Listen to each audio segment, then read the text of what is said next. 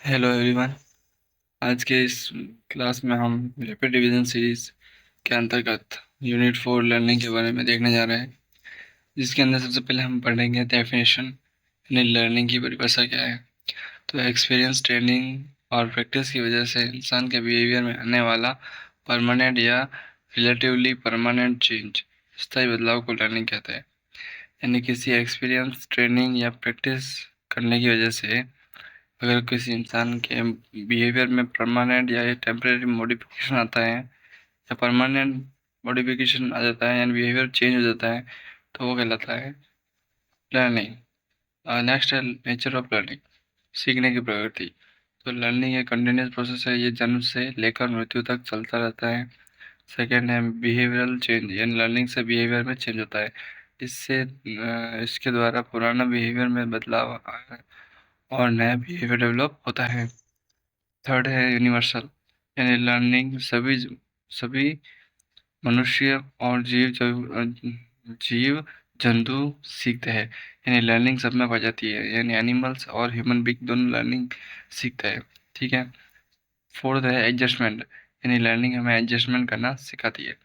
Learning हमें नए environment में एडजस्ट करना सिखाती है। ठीक है। तो ये था नेचर ऑफ लर्निंग। नेक्स्ट है type of learning. Type of learning में जो सीखने के प्रकार, टाइप्स कितने प्रकार के होते हैं। तो सबसे पहले मोटर लर्निंग, जिसमें बॉडी मूवमेंट और मसल के यूज़ करके सीखना। ठीक है। यानी अपने शरीर के जो मसल्स है और उसके जो मूवमेंट उसका यूज़ करके सीखना, जैसे कि वॉकिंग हो गया, वॉकिंग में पैरों का यूज़ हो रहा है, ड्राइविंग में हैंड्स एंड का यूज़ हो रहा है, आईवी इंजेक्शन में भी हैंड्स का यूज़ हो रहा है। तो अपने बॉडी मूवमेंट से या फिर अपने शरीर के अंगों से कुछ सीखना था, कहलाता है मोटर लर्निंग। नेक्स्ट है वर्बल लर्निंग। वर्बल लर्निंग में होता है वर्ड, लैंग्वेज, सिंबल और कम्युनिकेशन के द्वारा सीखना।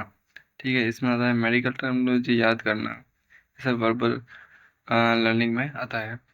थर्ड है कंसेप्चुअल या कॉग्निटिव लर्निंग। इसमें क्या है कि दिमाग और इंटेलेक्चुअल एबिलिटी का यूज़ करके मुश्किल कंसेप्ट को समझना, जैसे एनाटॉमी एंड फिजियोलॉजी के फंक्शन को समझना। ठीक है। तो कंसेप्ट के बेस पे किसी चीज़ को समझना हो कहलाता है कंसेप्चुअल लर्निंग। नेक्स्ट है रूल्स या फिर लॉज ऑफ लर्निंग। ये थ्रॉन्डी के जो साइंटिस्ट हैं, साइकोलॉजिस्ट, उन्होंने बताए थे लॉज। उनके अनुसार हम देखने जा रहे हैं सबसे पहले रॉ ऑफ रेडीनेस। इसमें क्या होता है कि अगर आप मेंटली और फिजिकली तैयार है तभी सीख पाएंगे। तो लर्निंग के लिए अपना मेंटली और फिजिकली प्रिपरेशन जरूरी है। सेकेंड है लॉ ऑफ एक्सरसाइज, यानी बार बार प्रैक्टिस यानी यूज करने से लर्निंग स्ट्रांग होती है। प्रैक्टिस छोड़ने से या डिसयूज से मिलना चालू होता है।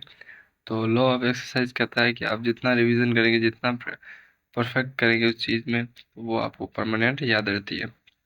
यानी revision repeat, revision repeat.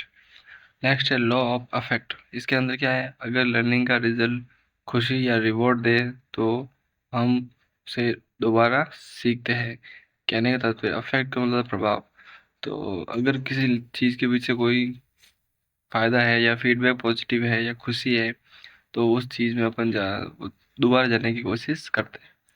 Next आता है फैक्टर अफेक्टिंग लर्निंग, यानी सीखने को प्रभावित करने वाले कारक, जिसके अंदर फर्स्ट है लर्नर रिलेटेड, यानी जो लर्निंग कर रहा है उसे रिलेटेड, जैसे इंटेलिजेंस, आईक्यू हो गया उसका, मोटिवेशन हो गई, एज हो गया, फिजिकल एंड मेंटल हेल्थ हो गया और रेडीनेस। अगर ये सब है तो वो लर्निंग अच्छे से कर पाएगा। टीचर रिलेटेड, जैसे टीचिंग मेथड कैसा है, कम्युनिकेशन स्किल कैसी है, पर्सनालिटी कैसी है, और mastery over the nursing subject अगर उसमें है तो वो क्या अच्छे से लर्न कर पाएगा। वो थर्ड है एनवायरमेंटल रिलेटेड, यानी एनवायरमेंट में कौन कौन से कारक जो है लर्निंग को प्रभावित कर रहे हैं, जैसे लाइट हो गई, रोशनी, प्रॉपर वेंटिलेशन हो गया, नॉइज फ्री का क्लासरूम हो गया, availability of clinical instrument, AV aids हो गया। ठीक है। और ऑडियो विजुअल एड्स, ये सब। थर्ड टॉपिक है अपना मेमोरी एंड फॉरगेटिंग। तो मेमोरी क्या होता है, किसी भी चीज़ को लंबे समय तक याद रखने की क्षमता, और जब जरूरत पड़े तब वापस रिकॉल कर पाए, तो वो कहलाता है मेमोरी। तो मेमोरी की डेफिनेशन देखें तो पुरानी सीखी हुई बातों या एक्सपीरियंस को ब्रेन में स्टोर करके रखना और ज़रूरत पड़ने पर याद या रिकॉल करने की मेंटल एबिलिटी को क्या बोलते हैं, मेमोरी कहते हैं। तो प्रोसेस ऑफ मेमोरी 4 स्टेज में होता है। सबसे पहला आता है रजिस्ट्रेशन या एनकोडिंग, या किसी नई चीज़ को ग्रहण करना। सेकेंड है रिटेंशन या स्टोरेज, उसे संभाल के रखना। थर्ड है माइंड में ना। थर्ड है रिकॉल या पुनः स्मरण, वापस उसको रिकॉल करना। और फोर्थ है रिकॉग्निशन यानी पहचानना। ठीक है। नेक्स्ट है अपन पढ़ रहे हैं टाइप ऑफ मेमोरी, यानी मेमोरी कितने प्रकार की होती है। तो फर्स्ट है सेंसरी मेमोरी, जिसमें कुछ सेकेंड के फ्रैक्शन तक रहने वाली मेमोरी, यानी कुछ क्षणों तक रहने वाली। जैसे अचानक देखी गई चीज, कुछ देखी चीज देखी, फिर आप कुछ समय बाद भूल गए, तो वो कहलाता है sensory memory. Short term memory, STM, ये क्या है, यानी 20 से 30 सेकंड तक स्टोर रहने वाली टेम्पररी मेमोरी। जैसे किसी का फ़ोन नंबर टेम्पररी याद रखना। ठीक है। तो शॉर्ट टर्म मेमोरी में कुछ 20 से 30 सेकंड वाली चीज़ें याद रहती है। जैसे किसी का फ़ोन नंबर है तो उसका आगे या पीछे वाला डिजिट कुछ समय तक याद रहता है, फिर वो भूल जाता है। थर्ड है long term memory. Long term memory मतलब होता है कि परमानेंट मेमोरी जो महीनों या सालों तक स्टोर रहती है। जैसे आपका आप जैसे आपका अपना नाम या परमानेंट क्लिनिक स्किल या फिर कोई बर्थडे, ये ऐसी चीज़ें परमानेंट याद रहती है। अब हम पढ़ने जा रहे हैं फॉरगेटिंग, यानी कि विस्मरण या भूलना। फॉरगेटिंग मतलब होता है, इजी लैंग्वेज में बताने दो मैं आपको, कि किसी भी याद की हुई चीज़ को समय आने पर रिकॉल ना कर पाने की कैपेसिटी कहलाती है फॉरगेटिंग। ओके।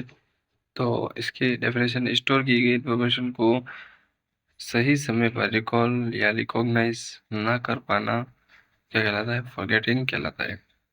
तो कारण क्या है फॉरगेटिंग के, कॉज ऑफ फॉरगेटिंग। तो सबसे पहले डीके ऑफ मेमोरी ट्रेस, यानी कि समय के साथ धुंधला होना। यानी अगर आप उसने आप आपने अगर उस चीज़ को रिवाइज नहीं किया है तो क्या होगा, डीके होने लगेगी, यानी धुंधला होने लगेगी, तो भूल जाएंगे धीरे धीरे। तो ये कारण है।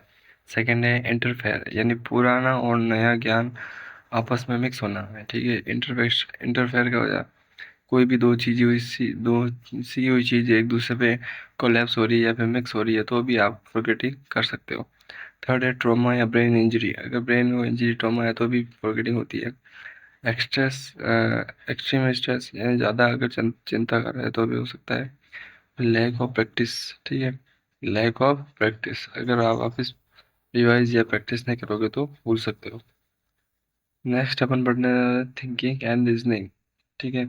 तो थिंकिंग यानी सोचना, ये क्या होता है।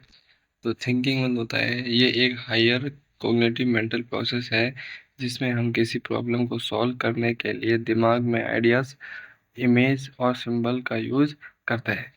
ठीक है। यानी कोई भी चीज़ को अपने दिमाग में सोचने से पहले किसी भी चीज़ के बारे में परसेप्शन लाते हैं, उसका किसके थ्रू, आइडिया के थ्रू, इमेज के थ्रू या सिंबल के थ्रू, वह कहलाता है थिंकिंग। और नेचर ऑफ थिंकिंग की बात करें तो ये एक इंटरनल और हिडन मेंटल एक्टिविटी होती है। सेकंड, ये गोल ओरिएंटेड होती है और किसी प्रॉब्लम पर शुरू होती है। ठीक है। और इसमें सिंबल और लैंग्वेज का यूज होता है। तो ये नेचर के बारे में बताता है। नेक्स्ट है टाइप ऑफ थिंकिंग, यानी कितने प्रकार की होती है थिंकिंग। तो सबसे पहले है परसेप्चुअल या कॉन्क्रीट थिंकिंग। इसके अंदर जो चीज़ सामने दिख रही है उसे उसके बारे में सोचना। जैसे कोई चीज़ सामने अपने आंखों के सामने दिख रही है, लाइक उसके बारे में अपन सोच रहे हैं, तो वो कहलाती है प्री कंसेप्चुअल या कॉन्क्रीट थिंकिंग। जैसे फिजिकल वर्ल्ड को देखना और सोचना। ठीक है।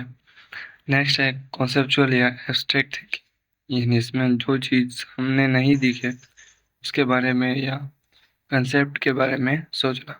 जैसे डिजीज पैथोलॉजी या माइक्रो ऑर्गेनिज्म के बारे में सोचना, यानी सामने तो नहीं है फिर भी उसके बारे में सोचना। थर्ड है कन्वर्ट थिंकिंग। कन्वर्ट थिंकिंग किसी प्रॉब्लम का सिर्फ एक ही फिक्स या करेक्ट सॉल्यूशन ढूंढना, इसमें आता है स्ट्रेट थिंकिंग।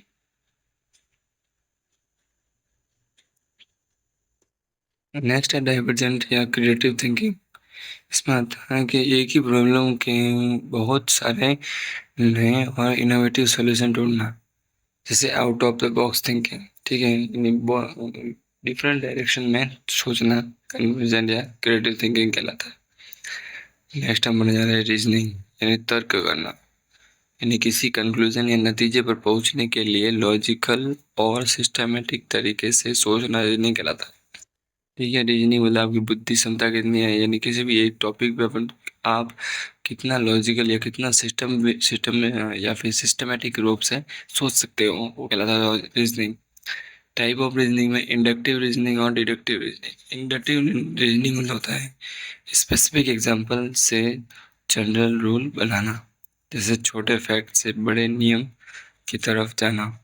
फिर डिडक्टिव रीजनिंग मतलब होता है जनरल रूल को किसी स्पेसिफिक केस पर अप्लाई करना। ठीक है, जैसे बड़े नियम से छोटे फैक्ट की तरफ जाना। तो ये क्या है, टाइप्स ऑफ रीजनिंग। नेक्स्ट हम बढ़ने जा रहे हैं प्रॉब्लम सॉल्विंग। प्रॉब्लम सॉल्विंग मतलब होता है किसी गोल तक पहुंचने में आने वाली रुकावट यानी बैरियर्स को दूर करने के लिए लॉजिकल थिंकिंग और स्किल का यूज करना प्रॉब्लम सॉल्विंग कहलाता है। यानी आपके गोल के बीच में अगर कोई बैरियर है उसको रिजॉल्व करके फिर भी आप आगे बढ़ के स्किल है जो आगे बढ़ने की या थिंकिंग है वो कहलाती है प्रॉब्लम सॉल्विंग स्किल। नेक्स्ट है स्टेप इन प्रॉब्लम सॉल्विंग। यानी प्रॉब्लम सॉल्विंग के स्टेप होते हैं, सबसे पहले है आइडेंटिफाई द प्रॉब्लम, समस्या को पहचानना। सेकेंड है डाटा कलेक्शन, यानी जानकारी इकट्ठा करना। थर्ड है फॉर्मुलेटिंग हाइपोथेसिस सॉल्यूशन, संभावित उपाय को सोचना। फोर्थ है evaluating and selecting the best solution, फिर इसमें से सबसे बेस्ट सॉल्यूशन को ढूंढना। फिर इम्प्लीमेंटेशन एंड वेरिफिकेशन, फिर उपाय को लागू करना और परिणाम को देखना। ये होता है किसी प्रॉब्लम को सॉल्व करने के स्टेप्स। नेक्स्ट है importance of creative thinking for nurse. यानी नर्स को क्रिएटिव थिंकिंग क्यों रखनी चाहिए। तो एक नर्स के लिए आउट ऑफ द बॉक्स और क्रिएटिव थिंकिंग होना बहुत ज़रूरी है, क्योंकि इमरजेंसी हैंडलिंग यानी हॉस्पिटल में जब रिसोर्सेज कम हो या अचानक कोई इमरजेंसी आए तो अल्टरनेटिव सॉल्यूशन निकालने में मदद करती है क्या, क्रिएटिव थिंकिंग। सेकेंड है पेशेंट कॉम्प्लेंस। ठीक है, इसमें क्या है, बच्चे या जिद्दी पेशेंट को मेडिसिन खिलाने या इंजेक्शन लगाने के लिए नर्स को क्रिएटिव मेथड जैसे खेल खेल में केयर देना यूज़ करना आना चाहिए। थर्ड है रिसोर्स मैनेजमेंट। अगर हॉस्पिटल में कोई इक्विपमेंट टेम्परेरी अवेलेबल ना हो तो सेफ सब्स्टिट्यूट तैयार करना। रिसोर्स मैनेजमेंट, अगर कोई अवेलेबल नहीं है तो उसकी जगह कोई दूसरा उपयोग कर लेना, अगर उसे पता है क्रिएटिव थिंकिंग है तो कर पाएगी। फोर्थ है इफेक्टिव हेल्थ एजुकेशन। इसमें क्या है, कम्युनिटी में लोगों को हेल्थ के बारे प्रति अवेयर करने के लिए क्रिएटिव पोस्टर हो गया, ड्रामा हो गया या नाटक, नुक्कड़ नाटक बनाना, ये सभी क्रिएटिव थिंकिंग के लिए जरूरी है एक नर्स को। नेक्स्ट है ऑब्जर्वेशन एंड परसेप्शन। ऑब्जर्वेशन मतलब होता है अवलोकन या देखना। इसमें होता है अपनी सेंसेस यानी आई ईयर का यूज़ करके किसी चीज़ या पेशेंट की कंडीशन को ध्यान से देखना और नोट करना ऑब्जर्वेशन कहलाता है। इसमें जैसे एग्जांपल जैसे नर्स द्वारा पेशेंट के स्किन कलर, ब्रीदिंग पैटर्न या रेस्टलेसनेस को नोटिस करना, ये ऑब्जर्वेशन कहलाता है। परसेप्शन में होता है प्रत्यक्षीकरण। इसमें सेंसरी ऑर्गन से मिलने वाली इंफॉर्मेशन को समझना और उसे एक मीनिंग यानी अर्थ पहचान देना परसेप्शन कहलाता है। जैसे कि अपन परसेप्शन फार्मूला के रूप में देखें तो सेंसेशन प्लस मीनिंग, कोई सेंसेशन मिला और उसका अर्थ क्या है तो वो कहलाता है परसेप्शन। एग्जाम्पल के रूप से जैसे कान में आवाज़ आना इस सेंसेशन, पर ये पहचानना कि ये हॉस्पिटल की इमरजेंसी सायरन है की आवाज़ है वो परसेप्शन है। ठीक है, कोई चीज़ आपने सुनी लेकिन उसके बारे में आपने सोचा कि वो उसका ये चीज़ है, तो वो सही से परसीव करना वो कहलाता है परसेप्शन। फिर हम पढ़ने जा रहे हैं एरर इन परसेप्शन।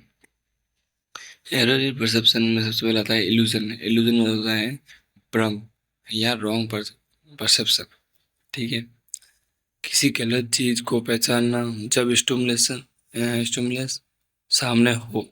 ठीक है, इसमें क्या होता है, किसी चीज को गलत रूप से पहचानना जबकि अब आपके सामने ऑब्जेक्ट प्रेजेंट होती है।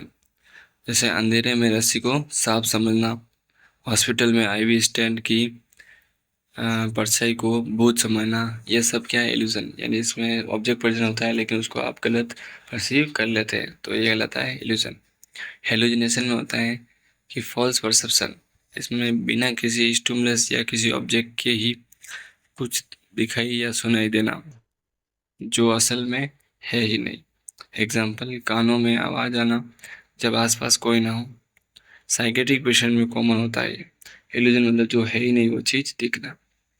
ठीक है, तो इस तरह आपने यूनिट थर्ड फोर्थ के बारे में पढ़ा, लर्निंग। आई होप इस वीडियो आपको पसंद आया हो तो लाइक जरूर कीजिएगा।